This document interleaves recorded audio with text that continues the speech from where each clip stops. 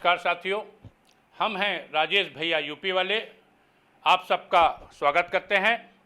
आज जनता की अदालत में जनता के होंगे सवाल, पूछेंगे राजेश भैया यूपी वाले, और कटघरे में होंगे हिंदुस्तान के जाने माने पत्रकार, एडिटर, एंकर शर्मा जी, एक बड़े चैनल के मालिक शर्मा जी।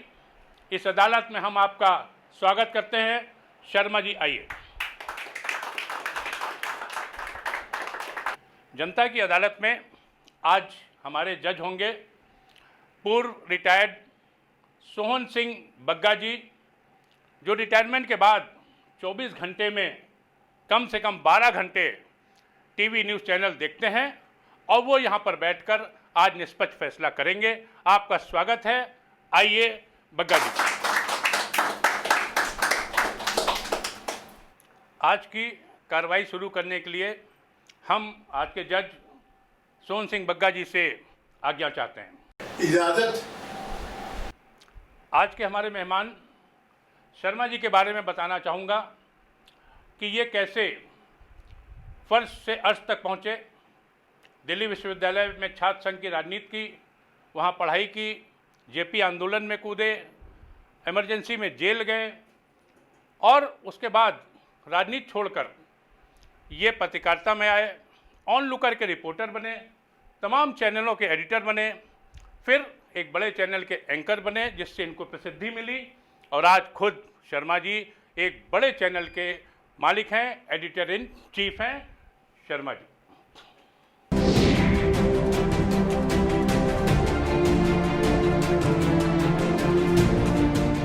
जनता की अदालत में शर्मा जी, आप पर पहला आरोप यह है कि अर्नब गोस्वामी, आर भारत के एडिटर इन चीफ ने आपके लिए कहा था कि उनकी सरकार आएगी तो वो आपको जेल भिजवा देंगे। क्या पत्रकारिता की प्रतिस्पर्धा जनता जानना चाहती इस हद तक है कि आप लोग एक दूसरे को जेल भिजवाने की बात करते हैं? देखिए, जब उन्होंने इस बात को कहा था, वो शायद एक क्लब में बैठे हुए थे, अपने कुछ साथियों के साथ डिनर कर रहे थे शायद से। वो वीडियो मैंने भी देखा। वहाँ पे उन्होंने कुछ कहा था कि मैं उनको जेल भिजवा दूंगा अगर मेरी सरकार आएगी। तो मैं समझता हूँ कि अर्नब गोस्वामी और मेरे में काफ़ी अंतर है। अर्नब गोस्वामी जिस तरह की पत्रकारिता करते हैं, मेरी पत्रकारिता उससे बिल्कुल विपरीत रहती है। अपने शो में चीखना, चिल्लाना, मिर्च मसाला लगा के न्यूज़ को प्रोजेक्ट करना और बिना एविडेंस के किसी के ऊपर कोई भी आरोप लगा देना, ये मेरी शैली नहीं है। मैं अपने गेस्ट का सम्मान करता हूँ, आदर करता हूँ। शर्मा जी, लेकिन चिल्ला कर और अपनी शैली से अर्नब ने आज अपने चैनल को टीआरपी पे इंडिया में नंबर 1 लाकर खड़ा कर दिया। तो क्या इलेक्ट्रॉनिक चैनल में चिल्लाने से ही टीआरपी बढ़ती है? नहीं, ऐसा बिल्कुल भी नहीं है कि चिल्लाने से टीआरपी बढ़ती है। टीआरपी देखिए हर वीकली चेंज होती रहती है। आज शायद आपने कभी देखा हो तो आज उनका जो चैनल की टीआरपी है वो हमसे ऊपर है, लेकिन ये हमेशा नहीं रही है। हम लोग हमेशा से टॉप चैनलों की टीआरपी में रहे हैं और हो सकता है इस हफ्ते उनका कुछ लोगों को, आम जनता को ये सब कुछ मसाला पसंद आया हो, इसलिए उनकी टीआरपी बढ़ गई, लेकिन आमतौर पे हम लोग उनसे ऊपर ही रहते हैं। जनता जानना चाहती है कि अर्नब ने कहा मेरी सरकार आएगी। लोग कहते हैं आपकी भी सरकार है ये, अर्नब की भी सरकार है ये, और या मोदी जी की सरकार है। ये मेरी सरकार का क्या तात्पर्य है आप लोगों का? अब देखिए, सरकार तो भाजपा की ही है, मोदी जी की है, और मेरी सरकार से क्या तात्पर्य है ये आप गोस्वामी जी से पूछिए, क्योंकि सरकार भी बदल गई है और मैं जेल तो गया नहीं हूँ, अभी भी यहीं पे बैठा हूँ आपके सामने। आगे देखते क्या होता है।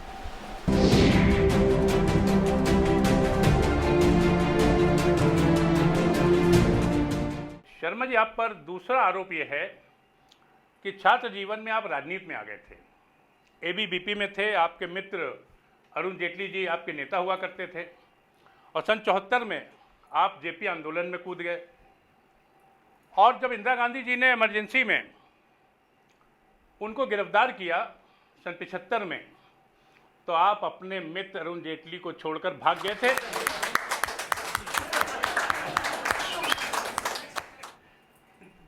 आप उसके बाद पकड़े गए, पुलिस ने आपकी थाने में बहुत पिटाई की,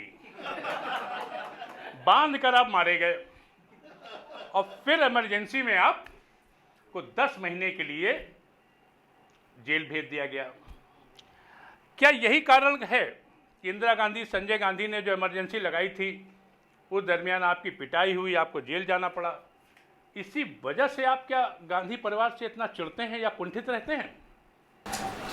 देखिए, कहना बिल्कुल भी ठीक नहीं है कि मैं गांधी परिवार से चिढ़ता हूँ या उनसे कुंठित रहता हूँ। हम लोग छात्र जीवन से ही छात्र राजनीति से जुड़ गए थे। मैं, अरुण जेटली जी, विजय गोयल जी, हम सब लोग एबीवीपी की राजनीति किया करते थे। 1974 में, जैसे आपने बताया, जेपी आंदोलन में भी खूब सक्रिय रहे हम लोग। लेकिन एक दिन 1975 में इंदिरा गांधी जी द्वारा इमरजेंसी घोषित कर दी गई।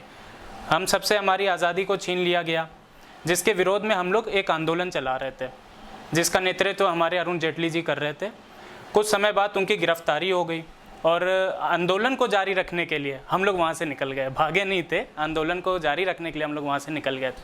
पर कुछ ही वक्त बाद, लगभग मेरे ख्याल से 1 महीने बाद, हमारी भी गिरफ्तारी हो गई थी। उसमें पुलिस गिरफ्तारी के बीच में हमें कई पुलिस प्रताड़नाओं को झेलना पड़ा था। बांध के मारा गया था, हम लोग को बर्फ़ की सिल्लियों में लेटाया गया था। आज भी उन बातों को याद करते हैं तो कहीं ना कहीं दुख भरे भाव मन में जागते हैं। लेकिन इसका मतलब ये नहीं है कि किसी के प्रति मैं मन में कोई विरोध वाली भावना रखता हूँ। अपनी पत्रकारिता मैंने हमेशा निष्पक्ष होकर की है और वैसे ही आजीवन करता रहूँगा। जनता जानना चाहती है कि आपके शो, आपकी अदालत में अटल जी आते हैं, मोदी जी आते हैं, राष्ट्रपति आते हैं, देश के बड़े बड़े फिल्म स्टार्स आते हैं, क्रिकेट स्टार्स आते हैं, लेकिन आज तक सोनिया जी, राहुल जी और प्रियंका गांधी आपके शो में कभी नहीं आई। देखिए, ये तो उनसे पूछने का विषय है। मुझे लगता है मैंने न्योते कई बार दिए हैं, पर उनके पास इतना टाइम नहीं है, या वो ये समझते कि उनके लिए ये प्लेटफॉर्म काफ़ी छोटा है, इसलिए वो शायद समय नहीं दे पा रहे। पर मेरा इंतज़ार रहेगा कि किसी दिन वो लोग आएँ और मैं उनसे सवाल जवाब करूँ। आपने उनको कभी बुलाया? जी, मैंने कई बार बुलाने की कोशिश की है। राहुल जी को बुलाने की कोशिश की है। आपने राखी सावंत को बुला लिया, अमिताभ बच्चन को आज तक नहीं बुलाया। देखिए राजेश भैया, मैं आपको बताऊं, अब मेरे मन में 2 ही लोग की इंटरव्यू लेने की एक इच्छा रह गई है। उनमें से एक है अमिताभ बच्चन जी, एक है Trump ji.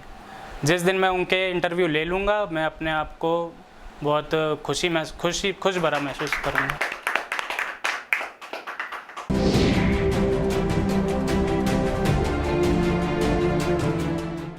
When you were great friends of Jaitley and Vijay Goyal, you were a general secretary there. And then in 1997, you played a very good role in BJP and BSP coalition as well. And before the election as well, Modi ji invited you personally to help Amit Shah, to give him a tips in a UP election as well. As we go through the Mr. Shatrughan Sinha statement, I quote him, he's saying that Sharma today is more influential than many minister in the cabinet. He can get a seat in any house, any award, because he knows everyone. And in March, Sharma, you were awarded a Padam Bhushan, sir. According to a RTI that was filed by Indian Express, your name was not even in the nominee list, and you got a Padam Bhushan on the based on recommendation of Mr. Jaitley. Sharma ji, आप पर जनता का अगला आरोप है कि आपको Padma Bhushan award मिला, आपके चैनल को बेस्ट चैनल आईटी अवार्ड मिला, और ये दोनों अवार्ड आपको भाजपा शासनकाल में मिले। जनता का कहना है कि आपके मित्र अरुण जेटली फाइनेंस मिनिस्टर थे, पावरफुल मिनिस्टर थे, और ये पुरस्कार पद्म भूषण का उनकी सिफारिश पर आपको मिला था। देखिए, जितना मैं अरुण जेटली को जानता हूँ, मेरे मित्र रहे हैं, वो किसी की भी गलत सिफारिश पहली बात तो करते नहीं है, गलत कार्य के लिए सिफारिश करते नहीं है।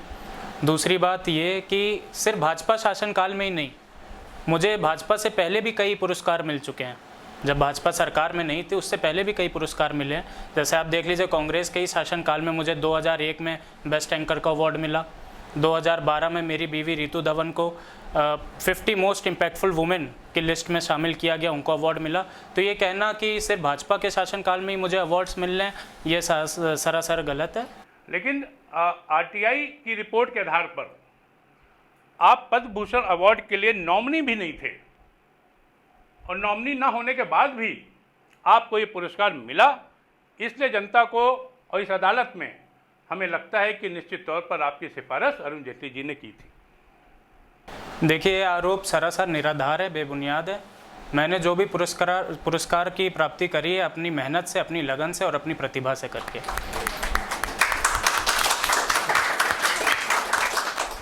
शर्मा जी, आपने फिरोज शाह कोटला क्रिकेट मैदान दिल्ली का नाम बदलकर अपने मित्र की याद में कर दिया, स्वर्गीय अरुण जेटली जी के नाम पर उसका नाम रख दिया। आप एक दूसरा मैदान भी उनके बनवा सकते थे, आखिर फिरोज शाह का नाम बदलकर ही आपने उनका क्यों रखा? देखिए, अरुण जेटली जी एक खेल प्रेमी थे।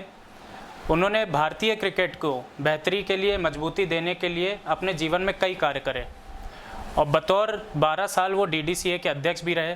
तो डीडीसीए का अध्यक्ष पद पे जब मैं अध्यक्ष पद पे मैं आया तो मैंने सोचा, एक प्रस्ताव रखा कि क्यों ना अरुण जेटली जी की याद में इस देश में कम से कम एक क्रिकेट ग्राउंड होना चाहिए। तो मैंने ये प्रस्ताव रखा कि क्यों ना फिरोज शाह कोटला का नाम बदलकर अरुण जेटली जी के नाम पर रखा जाए और वो प्रस्ताव पारित हुआ सर्वसम्मति से। CA Delhi and district cricket association के इसी प्रोग्राम में आपने पूरी भारतीय क्रिकेट टीम को बुलाया था।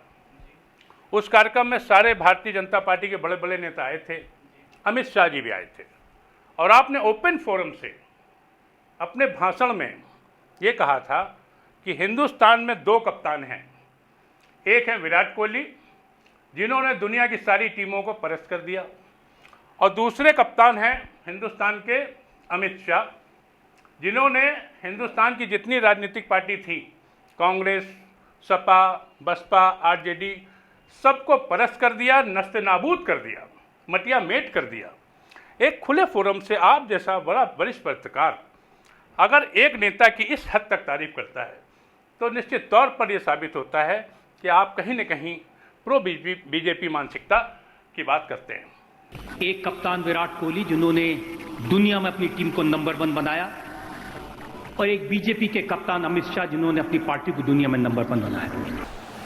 नहीं, देखिए, जो इससे जुड़े जो कार्यक्रम हुआ था उसी में मैंने क्रिकेट जगत के कई हस्तियों को बुलाया था। लगभग पूरी क्रिकेट टीम वहाँ पे थी। अमित शाह जी थे, पीयूष गोयल जी थे, कई अन्य बड़ी हस्तियाँ आई हुई थी। तो वहाँ मैंने विराट कोहली जी की तारीफ़ करते हुए ये कहा था कि एक ये देश के कैप्टन, क्रिकेट टीम के कैप्टन बैठे हैं जिन्होंने पूरे विश्व की टीमों को परास्त कर दिया, और एक दूसरे भाजपा के कैप्टन बैठे हैं जिन्होंने अपने विरोधी दलों को एकदम नस्तनाबूद कर दिया। इसमें मैंने भाजपा की तारीफ नहीं करी थी, इसमें मैंने अमित शाह जी के लीडरशिप क्वालिटी की और उनके राजनीतिक सूझबूझ की तारीफ की करी थी कि किस तरह उन्होंने अपनी पार्टी को फर्श से अर्श तक पहुंचाने में मदद करी।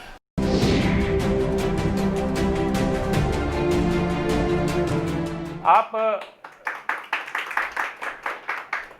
डीडीसीए का चुनाव लड़े, उसके अध्यक्ष बने, पूरा पैनल आपका जीता। उससे पहले 12 साल आपके मित्र अरुण जेटली जी अध्यक्ष रहे। जीतने के बाद आपने नेताओं की तरह भाषण दिया कि हम डीडीसीए में व्याप्त करप्शन को ख़त्म कर देंगे, दिल्ली के जो गरीब बच्चे हैं उनको हम एकेडमी बनाकर फ्री कोचिंग देंगे, और देश के जो बड़े बड़े खिलाड़ी हैं वो उनको फ्री ऑफ कॉस्ट कोचिंग देंगे, फ्री बसेस देंगे, ऑल सीजन पिच बनाएंगे, एक फैमिली एनवायरनमेंट देंगे। लेकिन मात्र 20 महीने के अंदर एक फिरोज शाह का नाम बदलने के अलावा आपने कुछ नहीं किया, और आप अपनी जिम्मेदारियों से 20 माह में भाग खड़े हुए। नहीं, देखिए, कहना सरासर गलत है कि मैं अपनी जिम्मेदारियों से भाग खड़ा हुआ। बतौर डीडीसी अध्यक्ष मैंने कई कार्य करे हैं डीडीसी की भलाई के लिए, लेकिन ये बात ज़रूर कहूँगा कि जब मैं डीडीसीए के अध्यक्ष पद पर आया तो मैंने देखा कि डीडीसीए में राजनीतिक हस्तक्षेप हद से ज़्यादा है और भ्रष्टाचार ऊपर से लेके नीचे डीडीसीए की जड़ों तक फैला हुआ है। तो ऐसे माहौल में, ऐसे वातावरण में काम करने में मैं असहज महसूस कर रहा था, इसीलिए मैंने डीडीसीए पद से इस्तीफ़ा देना सही समझा।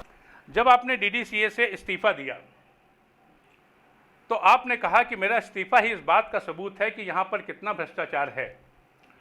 कहने का तात्पर्य यह है कि आपके मित्र 12 साल वहीं अध्यक्ष थे और उनकी छत्र छाया में ही ये भ्रष्टाचार पल रहा था, और उसके बाद आप अध्यक्ष हुए, आप भाग खड़े हुए। जब अरुण जेटली जैसे व्यक्तित्व, आप जैसी देश की एक बड़ी पर्सनालिटी डीडीसीए में भ्रष्टाचार को दूर नहीं कर सकती है, तो कौन आदमी कैसे वहां पर कर सकता है?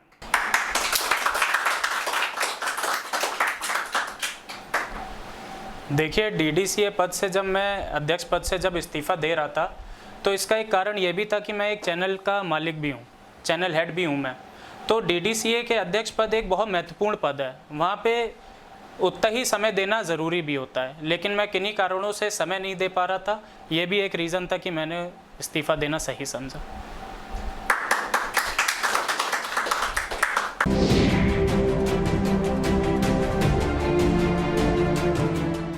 शर्मा जी, आप एनबीए न्यूज़ ब्रॉडकास्ट एसोसिएशन के प्रेसिडेंट हैं और एनबीए के अध्यक्ष की हैसियत से आपने बीआरसी को एक पत्र लिखा था, ब्रॉडकास्ट ऑडियंस रिसर्च काउंसिल को, और टीवी 9 भारतवर्ष जो एक उभरता हुआ चैनल है, उसकी टीआरपी पर और व्यूअर रेटिंग पर आपने प्रश्न चिन्ह लगाया था। आपने बीआरसी को कहा कि इस लॉकडाउन के समय व्यूअर्स रेटिंग जिस तेजी से बढ़ रही है टीवी 9 भारतवर्ष की, इसमें मैनिपुलेशन हो रहा है, टेम्परिंग हो रही है और धांधली हो रही है। एक नया चैनल जब उभरता है तो शर्मा जी, आपको इतनी तकलीफ क्यों होती है? नहीं, इसमें कोई तकलीफ़ की बात नहीं है। टीवी 9 भारतवर्ष मात्र 1 साल पुराना स्थापित चैनल है, मात्र 2019 में ही उसकी स्थापना हुई है।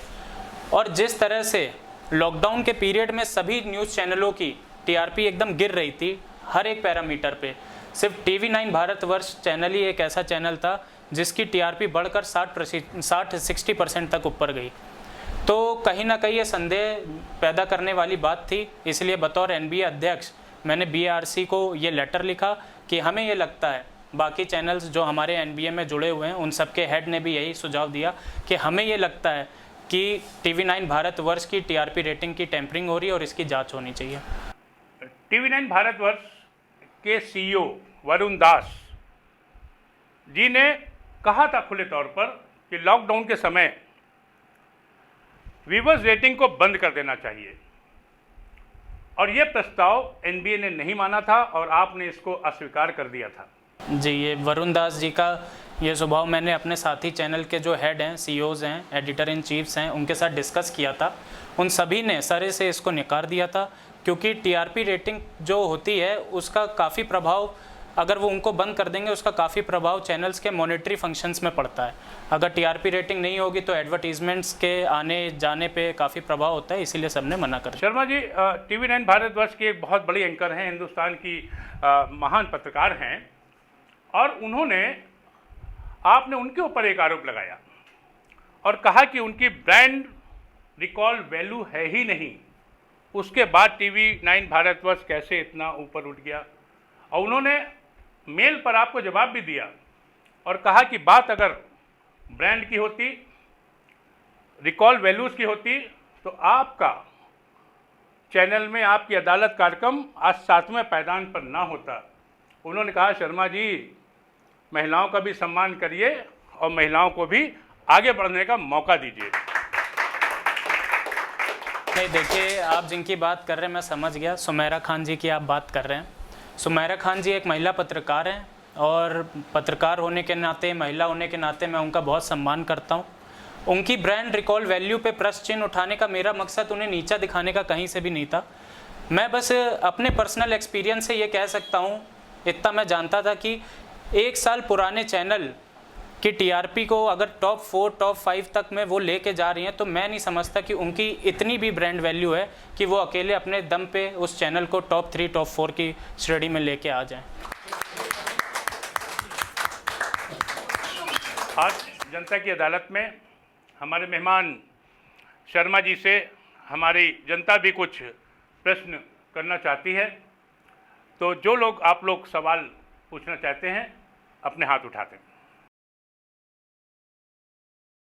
शर्मा जी, आप एक बहुत बड़े पत्रकार हैं, हम सब आपका बहुत सम्मान करते हैं, लेकिन जब आपने अपने ट्विटर अकाउंट पर मोदी जी के कार्यक्रम मन की बात की इतनी तारीफ़ की थी, डीडीसीए के प्रोग्राम में आपने अमित शाह जी की इतनी तारीफ़ की थी, आरएसएस के प्रोग्राम में आप आरएसएस की इतनी तारीफ़ करते हैं, तो आपको ये नहीं लगता कि आप एक बाइस्ड पत्रकार हैं और सरकार के सिर्फ अच्छे कामों की आप प्रशंसा करते हैं और उनकी कमियों को आप अपने चैनल पे नहीं दर्शाते हैं?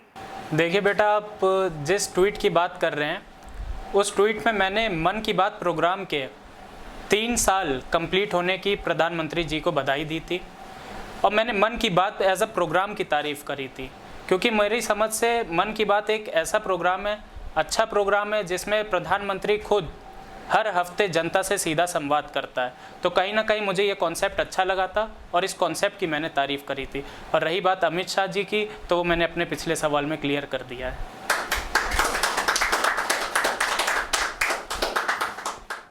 नमस्कार शर्मा जी, मेरा प्रश्न आपसे ये है कि शत्रुघ्न सिन्हा जी ने बोला था कि बीजेपी में मोदी जी और अमित शाह जी के बाद आप सबसे पावरफुल नेता, आपका इसमें क्या कहना है? देखिए, शत्रुघ्न जी का ऐसा कोई ऑफिशियल स्टेटमेंट तो मैंने आज तक सुना नहीं है, लेकिन फिर भी अगर कोई ये बात कहता है तो मैं उन्हें बता दूं कि मैं एक पत्रकार हूं और पत्रकारिता से ही मतलब रखता हूं, पॉलिटिक्स में मेरा कोई इंटरफेरेंस है नहीं। हाँ, ये बात ज़रूर सच है कि बीजेपी में मेरे कई मित्रगण हैं, क्योंकि मैंने अपनी छात्र राजनीति की शुरुआती एबीवीपी से करी थी, इससे मैं डिनाई नहीं करूँगा। मित्र हैं मेरे, लेकिन कोई इंटरफेरेंस मेरा पार्टी में नहीं है। नमस्कार शर्मा जी, आपसे हार्वर्ड यूनिवर्सिटी में किसी ने प्रश्न किया था कि अंबानी और अडानी जी का पैसा आपकी कंपनी में लगा है, तो इस प्रश्न का उत्तर आपने वहाँ क्यों नहीं दिया था? नहीं, मैंने प्रश्न का उत्तर ज़रूर दिया होगा या फिर स्लिप हो गया होगा। अंबानी अडानी के पैसे की बात नहीं होती, वो लोग बिज़नेस एम्पायर चलाते हैं, बिज़नेस ग्रुप चलाते हैं और पैसा इन्वेस्ट करते रहते हैं। पैसा सही तरह से इन्वेस्ट हो, मतलब बस उससे होना चाहिए। बाकी ये कोई जांच का विषय नहीं है कि अंबानी अडानी ने पैसा इन्वेस्ट किया या नहीं। जिस तरह से और इन्वेस्टर हैं वैसे ही वो लोग भी इन्वेस्टर्स होते हैं। जनता की अदालत में ये थे सवाल जनता की ओर से और उत्तर दे रहे थे हमारे आज के मेहमान शर्मा जी, और उम्मीद है कि हमारी जनता ने आपसे अच्छे प्रश्न किए होंगे और आपने उनका अच्छे से जवाब दिया। हम आज अपने जज महोदय साहब से अब ये गुजारिश करेंगे कि जनता की अदालत का ये फैसला अब आपके हाथ में है और आप शर्मा जी पर अपना फैसला सुनाएं। शर्मा जी, आप एक बहुत महान पत्रकार हैं, सारी दुनिया आपकी बहुत इज्जत करती है, लेकिन मैंने यहाँ जनता को सवालों को सुनकर मैंने देखा कि आप जनता के सवालों का कुछ जोड़ तोड़ करके जवाब दे रहे हैं और किसी विशेष पार्टी के साथ आप मिलकर बात कर रहे हैं। आप जैसे पत्रकार की ये अच्छी बात नहीं है। जो जवाब हो वो सही दिया करिए, किसी की पार्टी से फेवर में होकर या डर के न किया करिए। बस मेरी आपसे यही एक रिक्वेस्ट है। शर्मा जी, जनता की अदालत से आपको बाइज्जत बरी किया जाता है। जनता की अदालत का ये पहला एपिसोड था। सवाल थे जनता के और पूछ रहे थे राजेश भैया यूपी वाले। दर्शकों, आपको सवाल कैसे लगे, जवाब कैसे लगे? आपके कुछ सवाल हों, आपके कुछ मशवरे हों तो ज़रूर कमेंट बॉक्स में डालें। हमारे इस चैनल राजेश भैया यूपी वाले को ज़्यादा से ज़्यादा सब्सक्राइब करें, लाइक करें, शेयर करें। आप सबका बहुत बहुत धन्यवाद। अगले कार्यक्रम में हम इस अदालत में फिर किसी नए मेहमान के साथ आपके बीच में आएंगे। धन्यवाद।